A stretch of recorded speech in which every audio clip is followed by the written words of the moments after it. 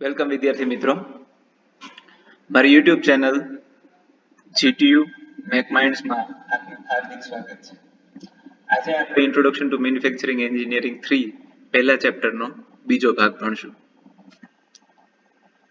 મિત્રો, આજે જે લેક્ચર ભણવાના છીએ એમાંથી ટોટલ 2 સબ્જેક્ટ્સ પૂછાઈ ગયેલા છે જીટીયુ માંથી. પહેલો ક્વેશ્ચન છે ડિફાઇન્ડ મશીન ટૂલ અને બીજો ક્વેશ્ચન છે ડિફાઇન સ્પીડ, ફીડ અને ડેપ્થ ઓફ કટ. મિત્રો, સ્પીડ, ફીડ અને ડેપ્થ ઓફ કટ અને મશીન ટૂલના ઘણા બધા વખત ડેફિનેશનમાં પૂછાઈ ગયેલા પ્રશ્નો છે. આ પ્રશ્ન 2 માર્કમાં જનરલી પૂછાતો હોય છે. આજના આ લેક્ચરની આઉટલાઈન છે મિત્રો. સૌથી પહેલા આપણે ME1 સબ્જેક્ટમાં શું શું ભણી ગયા જોઈ લઈશું. ક્વિક રિવિઝન કરશું, ME2 નું ક્વિક રિવિઝન, અને પછી એક એક્ઝામ્પલ થી જોશું કે ME1, 2 અને 3 આ ત્રણેય સબ્જેક્ટ કઈ રીતે એકબીજા સાથે સંકળાયેલા છે, કોરિલેટ થયેલા છે. પછી આપણે મશીન ટૂલનું ઇમ્પોર્ટન્સ અને એની બેઝિક ડેફિનેશન સમજશું, અને છેલ્લે સ્પીડ, ફીડ અને ડેપ્થ ઓફ કટ કે જે મશીનિંગ મેટલ કટિંગના પાયાના પેરામીટર્સ કહેવાય છે એની ઊંડી સમજ આપણે કેળવશું. હવે મેન્યુફેક્ચરિંગ એન્જિનિયરિંગ 1 સબ્જેક્ટ, જેમાં તમે મોટા ભાગે પ્રાઇમરી શેપિંગ પ્રોસેસ ભણી ગયા છો. આ બધી પ્રોસેસ છે એ મોટા ભાગે શેપિંગ પ્રોસેસ કહેવાય છે, કારણ કે એ બેઝિક શેપ આપે છે, આકાર આપે છે, ઘાટ આપે છે. નીચેની ફિગરમાં તમે જોશો કે બધા બેઝિક શેપ છે. હવે પ્રાઇમરી શેપિંગ માટે કઈ કઈ પ્રોસેસ વપરાય છે? સેન્ડ કાસ્ટિંગ, કે જેમાં મેટલને આપણે બીબામાં ઢાળવામાં આવે છે. પછી આવે છે ફોર્જિંગ, કે જેમાં ગરમ કરેલી મેટલને ટીપવામાં આવે છે.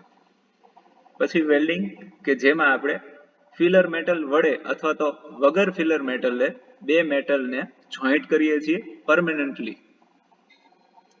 અને છેલ્લે આવે છે પાવડર મેટલર્જી, જેમાં ડાઈમાં મેટલનો પાવડર ભરી અને એને આપણે પ્રેસ કરીએ છીએ, કોમ્પેક્ટ કરીએ છીએ અને ઊંચા તાપમાને સિન્ટરિંગ કરીએ છીએ, અને જે શેપની ડાઈ છે એ આકાર આપણને વર્કપીસમાં મળે છે. મિત્રો, પ્રાઇમરી શેપિંગ પ્રોસેસ છે એની એક મર્યાદા છે કે આ બધી બેઝિક શેપ આપે છે, ઘાટ આપે છે, પણ આપણે ડિઝાઇનમાં જે ડાયમેન્શન્સ આપ્યા છે, જે પાર્ટ ડ્રોઈંગમાં ડાયમેન્શન્સ આપ્યા છે, એ સાઇઝ આપણને નથી મળતી. તો એની માટે આપણે આગળ ફિનિશિંગ કરવું પડે છે. તો એ ફિનિશિંગ માટે આપણે જવું પડે છે મેન્યુફેક્ચરિંગ એન્જિનિયરિંગ 2 ની અમુક પ્રોસેસીસ માટે, જે સાઇઝ આપે છે. સાઇઝ એટલે કે જેમાં ડાયમેન્શન આપ્યા હોય. તમે જોઈ શકો છો અહીંયા આગળ ડાયમેન્શન્સ આપેલા છે. તો એ ડાયમેન્શન્સ જે છે એ આપણને મેન્યુફેક્ચરિંગ એન્જિનિયરિંગ 2 ની અલગ અલગ મેટલ કટિંગ પ્રોસેસ આપે છે. કઈ કઈ મેટલ કટિંગ પ્રોસેસ છે? બેઝિકલી મોટા ભાગે પ્રાઇમરીલી 4 મેન્યુફેક્ચરિંગ પ્રોસેસ છે. લેથ, કે જેમાં આપણે ટર્નિંગ ટૂલ વડે મેટલ કટ કરીએ, સિંગલ પોઈન્ટ કટિંગ ટૂલ વડે મેટલ કટ કરીએ છીએ. મિલિંગ, જેમાં મલ્ટી પોઈન્ટ કટિંગ ટૂલ વડે આપણે મેટલ કટ કરીએ છીએ, ગ્રુવ્સ પાડીએ છીએ, સ્લોટ પાડીએ છીએ. ડ્રિલિંગ, કે જેમાં આપણને હોલ પાડીએ છીએ, કાઉન્ટર બોરિંગ, કાઉન્ટર સિંકિંગ, અલગ અલગ ઓપરેશન કરીએ છીએ. અને પછી આવે છે શેપર, કે જેમાં ટૂલ રેસિપ્રોકેટ થાય છે અને અલગ અલગ ટાઈપના ગિયર્સ છે, સ્પ્લાઇન છે, સ્લોટ છે, ગ્રુવ્સ છે, દરેક અલગ અલગ એપ્લિકેશન્સ માટે યુઝ કરીએ છીએ. આ બધામાં આપણને સાઇઝ મળે છે. એક્ઝેક્ટ સાઇઝ જે તમારે જોઈએ છે એ સાઇઝનો ડાયમેન્શન્સ મળે છે. હવે મિત્રો, એક્ઝામ્પલ સમજીએ. આ ત્રણેય સબ્જેક્ટ એકબીજા સાથે કઈ રીતે સંકળાયેલા છે એ સમજવા માટે આપણે બોલ બેરિંગનું એક્ઝામ્પલ લઈએ છીએ મિત્રો. અહીંયા આગળ તમારી પાસે બોલ્સ છે. બોલ્સ જો ખરાબ થઈ જાય, તમારા પંખામાં પણ આ ટાઈપનું બેરિંગ આવે છે, અને અત્યારે ઉનાળામાં જો પંખો ખરાબ થયો હોય તો તકલીફ તમને સમજી શકો છો. તો પંખો ખરાબ થાય અથવા તો વાઇબ્રેટ થાય ત્યારે ઘણી વખત બોલ ગયા હોય એવું કહી શકીએ, બરાબર છે. તો બોલ ખરાબ થઈ ગયા હોય કે ઘસાઈ ગયા હોય તો આખું બેરિંગ બદલવું પડે છે, રિપ્લેસ કરવું પડે છે. આ બોલ્સ કઈ રીતે બને છે એ જાણવા માટે આપણે એક ફિગર જોઈએ. સૌથી પહેલા એક સળિયો હોય છે જેનું એક સરખા શેપમાં, એક સરખી લેન્થમાં કટિંગ કરવામાં આવે છે, અને આ દરેક લેન્થને આપણે કોલ્ડ હેડિંગ પ્રોસેસમાં પાસ કરીએ છીએ, કે જેમાં બે ડાય વચ્ચે પ્રેસ કરી અને ડાયનો અંદરનો જે આકાર છે સ્ફેરિકલ શેપ, એ સ્ફેરિકલ શેપ આપવામાં આવે છે. પણ જ્યાં આગળ પાર્ટિંગ લાઈન છે, આ વચ્ચેની લાઈન છે એને પાર્ટિંગ લાઈન કહેવાય છે. એ પાર્ટિંગ લાઈનનો જે આકાર છે ત્યાં આગળ ફ્લેશ રહી જાય છે, એક રિંગ રહી જાય છે, જેને ટેકનિકલ ટર્મમાં ફ્લેશ કહેવામાં આવે છે. આ ફ્લેશ રિમૂવ કરવા માટે સુપર ફિનિશિંગ પ્રોસેસમાંથી પાસ થવું પડે છે, જેને આપણે લેપિંગ કહીએ છીએ. બંને રોલર્સ એકબીજાથી ઓપોઝિટ ડાયરેક્શનમાં મૂવ થાય છે અને વચ્ચે એબ્રેસિવ પાર્ટિકલ્સની સ્લરીના એક્શનના કારણે વચ્ચે જે ફ્લેશ હતી એ ધીમે ધીમે રિમૂવ થાય અને આપણને એક સ્ફિયર મળે છે. હવે આ સ્ફિયર ઉપર ઘણી બધી આપણે મેન્યુફેક્ચરિંગ પ્રોસેસ કરી, જેનો સ્ટ્રેસ અંદર છે, અને આ સ્ટ્રેસ રિમૂવ કરવા માટે હીટ ટ્રીટમેન્ટ પ્રોસેસ વાપરવામાં આવે છે. હવે આમાં Me1, Me2 અને Me3 પ્રોસેસની ક્યાં એપ્લિકેશન્સ છે એ સમજીએ મિત્રો. કોલ્ડ હેડિંગ પ્રોસેસ કે જે ફોર્જિંગની સબગ્રુપ પ્રોસેસ છે એ આપણે Me1 માં ભણી ગયા. પછી આવે છે હેક્સોથી આપણે મેટલ કટ કરીએ છીએ, સૌથી પહેલી જ પ્રોસેસ છે, બરાબર. આ કોલ્ડ હેડિંગ પ્રોસેસ છે, એ Me2 માં ભણી ગયા. પછી આવે છે Me3 માં જે lapping process, super finishing process. તો મિત્રો તમે જોયું ને કઈ રીતે એક બોલ બેરિંગનો નાનકડો બોલ બનાવવા માટે આપણે ત્રણેય મેન્યુફેક્ચરિંગ એન્જિનિયરિંગ 1, 2 અને 3 ત્રણેયને કઈ રીતે એક સાથે સાંકળી લઈએ છીએ, બરાબર છે. હવે મશીન ટૂલની ડેફિનેશન ભણીએ મિત્રો. મશીન અને મશીન ટૂલ બંને અલગ વસ્તુ છે. મશીન છે જેમાં ઇનપુટ આપો અને આઉટપુટમાં કન્વર્ટ કરી દે એને મશીન કહેવાય. એક્ઝામ્પલ તરીકે રેફ્રિજરેટર અથવા તો વોશિંગ મશીન. તમે કોઈ વસ્તુ ફૂડ અંદર મૂકો છો અને તમને ઠંડુ ફૂડ કરીને આપે છે, ટેમ્પરેચર ઘટાડીને આપે છે, તો એ રેફ્રિજરેટર કહીએ છીએ. કપડાં અંદર નાખો છો અને કપડાં ધોઈ આપે, વોશિંગ મશીન. તો જે ઇનપુટને આઉટપુટમાં કન્વર્ટ કરી દે એને મશીન કહેવાય. પણ મશીન ટૂલ કોને કહેવાય મિત્રો? જે ડિઝાયર્ડ શેપ છે, જોઈતો શેપ છે એ આપણને મળે એની માટે આપણે વર્કપીસને કટ કરવું પડે, અલગ અલગ સાઇઝ પ્રમાણે, અલગ અલગ શેપ પ્રમાણે, અલગ અલગ સરફેસ ફિનિશ માટે અને અલગ અલગ એક્યુરસી માટે.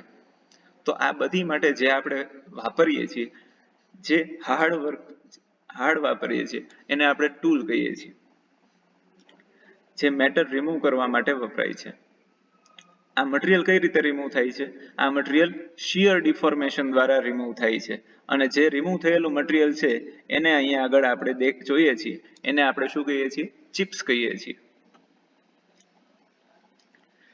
તો મિત્રો ટૂલની ડેફિનેશન ટૂંકમાં આપણે સમજી લઈએ ફટાફટ, કે જેનાથી આપણે વર્કપીસ ઉપર ડિઝાયર્ડ શેપ આપીએ છીએ અને વધારાનું મટીરિયલ ચિપ્સના ફોર્મમાં રિમૂવ કરીએ છીએ, તો એ એલિમેન્ટને ટૂલ કહેવામાં આવે છે. હવે મિત્રો આગળ બેઝિક ડેફિનેશન સમજી લઈએ. Cutting velocity. કોઈ પણ ડેફિનેશન સમજતા પહેલા, ટેકનિકલ ટર્મ્સમાં પડતા પહેલા આપણે એક સિમ્પલ સામાન્ય સમજણ કેળવી લઈએ કે જ્યારે આપણે ડ્રિલિંગ પ્રોસેસ સ્ટાર્ટ કરવી છે, તો ડ્રિલિંગ પ્રોસેસમાં આપણું ટૂલ છે એ વર્કપીસમાં ઊંડે સુધી જાય છે, બરાબર. અને એ ટૂલ છે સૌથી પહેલા રોટેટ થાય છે. ટૂલ રોટેટ થાય છે, યસ, ટૂલ રોટેટ થાય છે, બરાબર. તો આને આપણે પ્રાઇમરી ફર્સ્ટ મોશન નામ આપી દઈએ, બરાબર, પ્રાઇમરી મોશન. બીજું, હવે ડ્રિલિંગનો ઓન કરી દીધું, પાવર ઓન કરી દીધો, ડ્રિલ બીટ ફરવા માંડી. હવે શું સેકન્ડ સ્ટેપ શું છે? સેકન્ડ સ્ટેપ છે કે એને નીચેની ડાયરેક્શનમાં ગાઈડ કરવું, બરાબર છે. તો આ સેકન્ડ સ્ટેપ થયું, બરાબર. તો આ સેકન્ડરી મોશન થઈ. હવે મિત્રો આ જે પ્રાઇમરી મોશન છે એની વગર સેકન્ડરી મોશનનો કોઈ ઉદ્દેશ્ય ખરી? જો ડાયરેક્ટલી આપણે સેકન્ડરી બંધ થયેલા ટૂલને, કોઈ પણ પાવર સપ્લાય કર્યા વગરના ટૂલને એમને એમ નીચે લાવી દઈએ તો એનાથી મટીરિયલ કટ થશે ખરી? તમારો જવાબ હશે નહીં સાહેબ. તો એ જ વસ્તુ મિત્રો છે કે પ્રાઇમરી મોશન છે એને આપણે ટેકનિકલ ટર્મમાં VC, કટિંગ વેલોસિટી કહીએ છીએ. જ્યારે સેકન્ડરી મોશન છે એને આપણે ફીડ કહીએ છીએ, રાઈટ. મિત્રો ખાસ ધ્યાન રાખજો કે ફીડ છે એનું વેલોસિટી વગર કાંઈ કામ નથી. કટિંગ વેલોસિટી હોવી જરૂરી છે. મતલબ કે પહેલા કટિંગ વેલોસિટી હોય અને પછી ફીડ આપવામાં આવે છે. Is that clear? હવે મિત્રો ડેફિનેશનમાં જઈએ. Relative speed between tool and workpiece. Tool અને વર્કપીસ બંને વચ્ચેની સાપેક્ષ ગતિને આપણે કટિંગ સ્પીડ કહીએ છીએ. જનરલી એનો યુનિટ છે mm પર સેકન્ડ. જ્યારે કટિંગ સ્પીડ વધારવામાં આવે છે ત્યારે સરફેસ ફિનિશ સ્મૂથ બને છે, સરફેસ ઇમ્પ્રૂવ થાય છે, કારણ કે જ્યારે સ્પીડ વધે છે ત્યારે એક સરખું કટિંગ મળે છે આપણને. મટીરિયલ રિમૂવલ રેટ, એકમ સમયમાં કટ થતા મટીરિયલને મટીરિયલ રિમૂવલ રેટ કહેવામાં આવે છે. MRR પણ વધે છે અને જેટલું મટીરિયલ વધારે કટ થાય એટલું ફ્રિક્શનના કારણે હીટ જનરેટ થાય છે અને એ હીટના કારણે ટેમ્પરેચર રાઇઝ થાય છે મિત્રો. અને જ્યારે ટેમ્પરેચર રાઇઝ થાય ત્યારે ટૂલની હાર્ડનેસ છે, ટૂલ ધીમે ધીમે એની હાર્ડનેસ ગુમાવી બેસે છે અને જેના કારણે ટૂલ લાઈફ ઘટે છે મિત્રો. હવે મિત્રો અલગ અલગ કટ પ્રમાણે, અલગ અલગ મટીરિયલ પ્રમાણે વેલોસિટી કઈ રીતે ચેન્જ થાય છે એ સમજીએ. પહેલા તો ફિનિશ કટ અને રફ કટ શું છે એ સમજી લઈએ. રફ કટ એટલે કે જ્યારે કોઈ પણ વર્કપીસનું શરૂઆતમાં મશીનિંગ કરવાનું હોય ત્યારે એક સાથે વધારે મટીરિયલ રિમૂવ કરવાનું હોય, એના કારણે સરફેસ ફિનિશની પરવા કર્યા વગર આપણે જે મટીરિયલ કટ કરીએ છીએ એને રફ કટ કહેવાય છે. જ્યારે ફિનિશ કટ એટલે કે જ્યારે એક વખત રફ કટ કરી લીધા પછી જે એક્ઝેક્ટ ડાયમેન્શન આપવાના છે, જે સાઇઝ આપવાની છે, જે ડિઝાઇન આપણી પાસે છે, જે ડ્રોઈંગ છે એ પ્રમાણે આપણે કટ કરવું છે તો એને ફિનિશ કટ કહીએ છીએ. ઉદાહરણ સાથે સમજીએ. અહીં આગળ જે ફર્સ્ટ પાસ લીધો છે ધેટ ઇઝ રફ કટ અને અહીંયા આગળ જે સેકન્ડ પાસ એને આપણે શું કહીએ છીએ? Finish cut. બરાબર છે. તમે ક્લિયરલી જોઈ શકો છો, સરફેસને જોઈને ખ્યાલ આવી જાય કે આ રફ કટ કરેલી છે અને અહીંયા આગળ ફિનિશ કટ કરેલી છે. જ્યારે ફિનિશ કટ કરવામાં આવે છે ત્યારે વેલોસિટી વધારે હોય છે અને જ્યારે રફ કટ કરવામાં આવે છે ત્યારે જનરલી સ્પીડ વેલોસિટી ઓછી રાખવામાં આવે છે. હવે મિત્રો મટીરિયલ પ્રમાણે સમજીએ કઈ રીતે વેલોસિટી વેરિએશન થાય છે. હાર્ડ મટીરિયલ અને સોફ્ટ મટીરિયલ. હાર્ડ મટીરિયલ એટલે કે જેની હાર્ડનેસ વધારે હોય છે, જેમ કે ટૂલ સ્ટીલ છે, પ્લાસ્ટિક સ્ટીલ છે, મોલ્ડ સ્ટીલ છે, આ બધા અલગ અલગ ટાઈપના સ્ટીલ છે જેમાં વર્કપીસની હાર્ડનેસ ખૂબ વધારે હોય છે. તો ત્યારે તમને કઈ ટાઈપની ટૂલ, અલગ અલગ ટાઈપની કટિંગ એજ જોવા મળે છે, અલગ અલગ ટાઈપના ચિપ ફ્લો જોવા મળે છે. તો આ ચિપ્સ છે એ ફર્સ્ટ જે તમને ફિગર જોવા મળે છે એ સોફ્ટ મટીરિયલની છે. સોફ્ટ મટીરિયલ એટલે એલ્યુમિનિયમ છે, કોપર છે, ટીન છે, આ બધા મટીરિયલને સોફ્ટ મટીરિયલ કહેવામાં આવે છે. સોફ્ટ મટીરિયલની ચિપ્સ છે એ તમે જોશો કે એક જ લેયરની છે, એક જ આકારની છે અને કન્ટિન્યુઅસ થિકનેસ બધાની કેવી રહી છે? This is thickness. આ થિકનેસ છે. ચિપની થિકનેસ શરૂઆતથી એન્ડ સુધી યુનિફોર્મ રહે છે અને કન્ટિન્યુઅસ ચિપ મળે છે. જ્યારે અહીંયા આગળ હાર્ડ મટીરિયલ હોય છે ત્યારે ચિપ્સ છે, ચિપનો ફ્લો થોડો સેગ્રીગેટેડ થાય છે, અલગ અલગ શેપમાં ચિપ મળે છે તમને. જ્યાં અમુક જગ્યાએ ચિપ થિકનેસ વધી ગઈ હોય છે તો અમુક જગ્યાએ ચિપ થિકનેસ ઘટી ગઈ હોય છે. તમને ચિપ છે એ લેયર્ડ ચિપ મળે છે. લેયર્ડ એટલે કે અલગ અલગ પડમાં તમને ડિવાઈડ થયેલી ચિપ મળે છે. તમે જોઈ શકો છો અહીંયા, રાઈટ? હવે એનિમેશન થી સમજીએ મિત્રો કે તમને અહીંયા આગળ જે કટ થાય છે, કટિંગ જોવા મળે છે, એમાં કન્ટિન્યુઅસ ચિપ જોવા મળે છે કે જે દેખાડે છે કે સોફ્ટ મટીરિયલ કટ થાય છે. સોફ્ટ મટીરિયલના example aluminium, tin, copper, brass, bronze. જ્યારે હાર્ડ મટીરિયલ કટ કરવાનું હોય છે ત્યારે તમે જોઈ શકો છો મિત્રો કે ચિપ્સ છે એ કન્ટિન્યુઅસ નથી મળતી.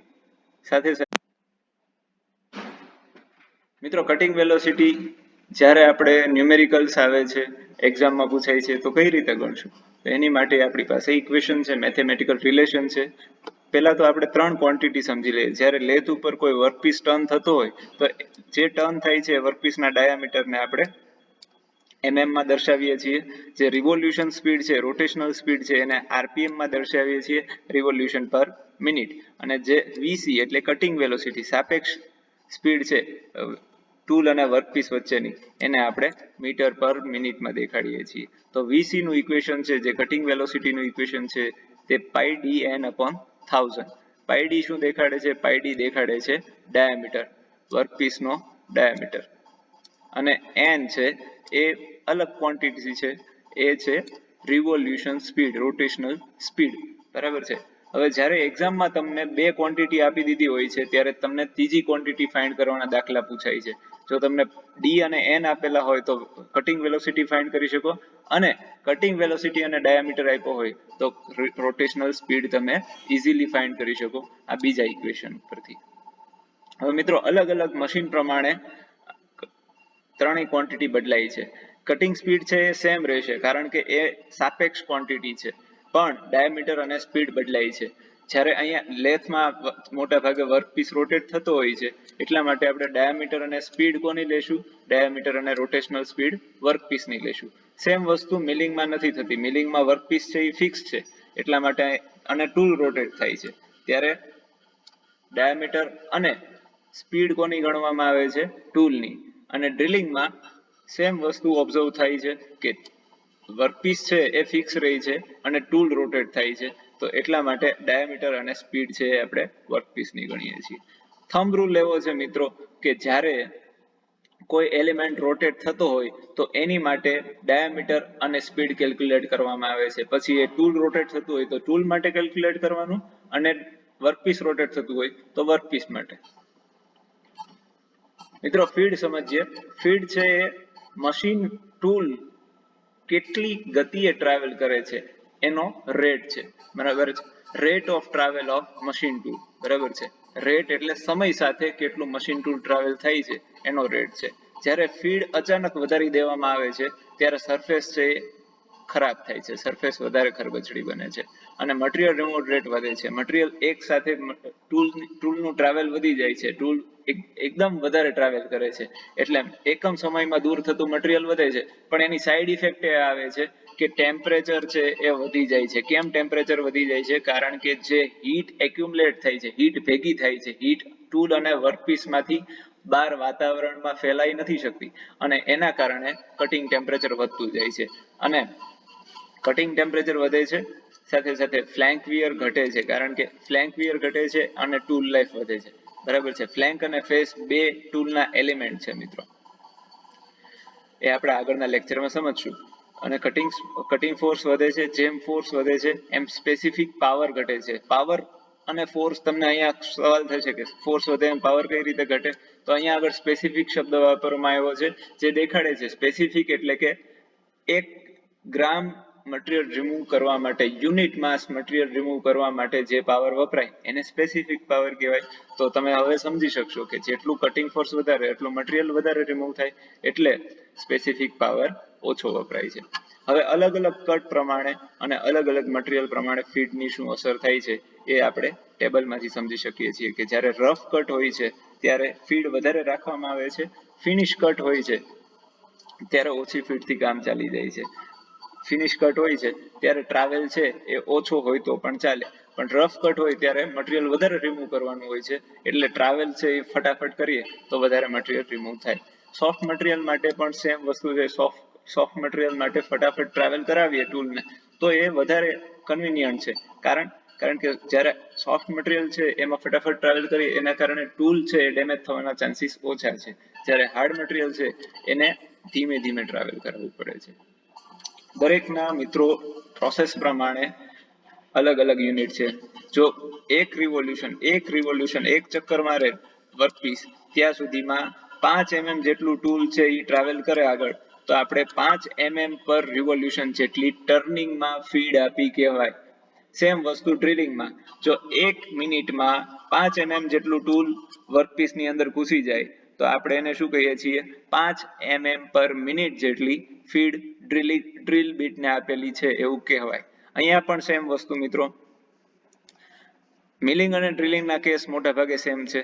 અહીંયા આગળ 5 mm જેટલું મિલિંગ ટૂલ છે એ 1 મિનિટમાં આગળ વધે તો 5 mm પર મિનિટ જેટલી ફીડ આપી કહેવાય.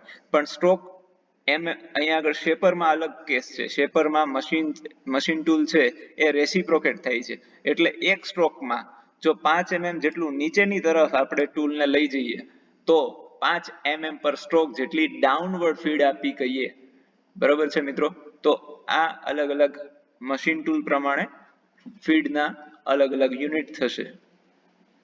હવે ડેપ્થ ઓફ કટ સમજી લઈએ મિત્રો. ડેપ્થ ઓફ કટ એટલે શું કે જે કટ થયેલી સરફેસ છે અને અનકટ સરફેસ છે બંને વચ્ચેના લંબ અંતરને પરપેન્ડિક્યુલર ડિસ્ટન્સને ડેપ્થ ઓફ કટ કહેવામાં આવે છે. એનો યુનિટ છે mm. હવે ડેપ્થ ઓફ કટ જ્યારે અચાનક વધારી દઈએ છીએ ત્યારે સરફેસ ફિનિશ છે એ ખરાબ થાય છે, સરફેસ ક્વોલિટી ઘટે છે. અને જ્યારે ડેપ્થ ઓફ કટ અચાનક વધારીએ છીએ ત્યારે મટીરિયલ રિમૂવ રેટ, મટીરિયલ વધારે રિમૂવ થાય છે, મટીરિયલનો ગઠ્ઠો એક સાથે વધારે રિમૂવ થાય છે. અને આગળ મેં સમજાયું એ જ રીતે ટૂલ અને વર્કપીસ વચ્ચેથી હીટ ડિસિપેટ નથી થતી અને ટેમ્પરેચર વધારે છે. મોટા ભાગે depth of Katni tool life ઉપર કંઈ વધારે અસર થતી નથી. હવે આ ફિગરમાં સમજો તો આ લંબ અંતર છે એ અહીંયા આગળ કટ થયેલી સરફેસ છે, આ અનકટ સરફેસ છે, તો બંને વચ્ચેના લંબ અંતરને આપણે ડેપ્થ ઓફ કટ કહીએ છીએ. રાઈટ. તો મિત્રો અત્યાર સુધી જે ભણ્યા એનું ક્વિકલી રિવિઝન કરી લઈએ મિત્રો. અહીંયા આગળ જે વર્કપીસ રોટેટ થાય છે એની સ્પીડ છે n, અહીંયા આગળ છે feed motion that is f, and અહીંયા આગળ છે depth of cut that is d. હવે કટિંગ વેલોસિટી છે મિત્રો અહીંયા અંદરની તરફ લાગે છે કારણ કે ટૂલ છે એ અંદરની તરફ મોશન કરે છે અને મોશનના કારણે અંદર મટીરિયલ કટ થાય છે અને ફીડ છે from right hand to left hand side જાય છે. તો સ્પીડ, ફીડ અને ડેપ્થ ઓફ કટના કન્સેપ્ટ હવે તમને ક્લિયર હોવા જોઈએ મિત્રો. ઘણી વખત ઓનલાઈન સ્ટડી કરતી વખતે મિત્રો આવી પરિસ્થિતિ સર્જાઈ છે, પણ એનું કારણ એ છે કે વિદ્યાર્થીઓ મોબાઈલ ઘુમાડતા ટીવી જોતા હોય છે અને એનું એટેન્શન, ફોકસ, કોન્સન્ટ્રેશન ડિવાઈડ થઈ જાય છે. એવું ના થાય એટલે જ્યારે તમે લેક્ચર્સ જોતા હો તો લેક્ચર ઉપર પણ માત્ર મોબાઈલ અને લેક્ચર સાથે નોટ્સ બનાવતા રહેવી અનિવાર્ય છે. તમે જ્યારે કોઈ લેક્ચર જુઓ છો તો એ ગો થ્રુ ના કરતા, એક એન્ટરટેનમેન્ટ તરીકે ના લેતા, એની સાથે સાથે તમારી બુકમાં નોટ્સ ઉતારતા જજો. ઓકે મિત્રો, thank you for એટેન્ડિંગ the lecture. જય હિન્દ.